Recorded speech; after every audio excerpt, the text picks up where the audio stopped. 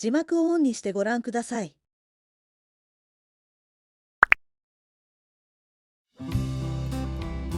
表地と裏地の間にキルト芯を挟んでキルティングをします。ステッチ定規があると便利ですよ。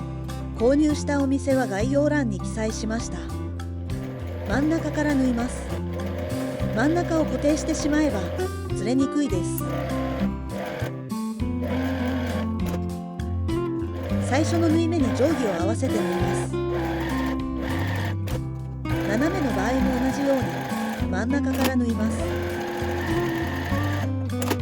キルティング完了。カット。縁から3ミリの位置を仮縫いします。上の部分をパイピングします。折れ目の1ミリ内側を縫います。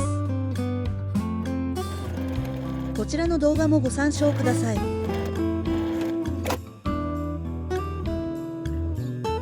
縫い目が隠れるようにくるみます。縫い目が裏側の生地端になります。落ちないように確認しながら縫います。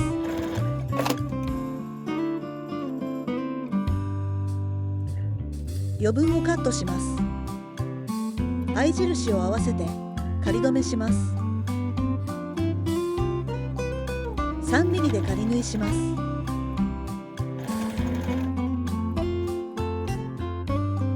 カーブは切り込みを入れます。縫い代が少ないので切りすぎに注意してください。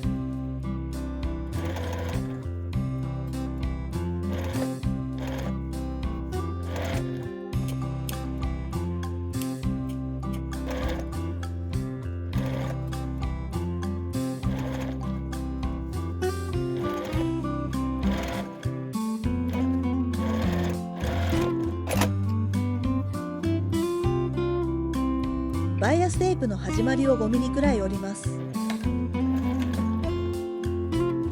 先ほどと同じようにパイピングしていきます。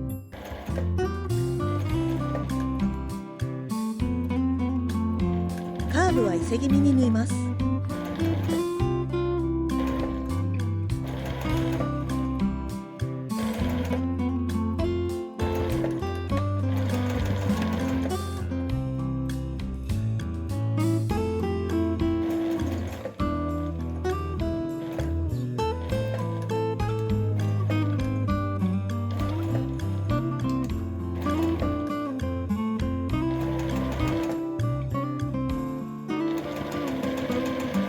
くるんでアイロンをかけます。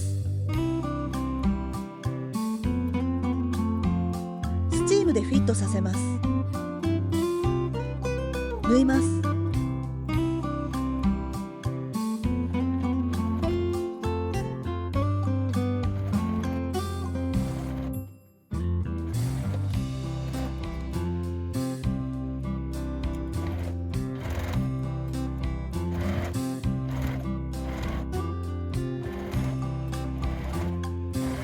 縫い完了。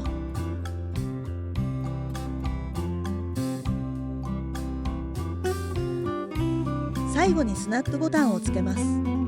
完成です。山形なので手に取るときにつまんで取りやすいです。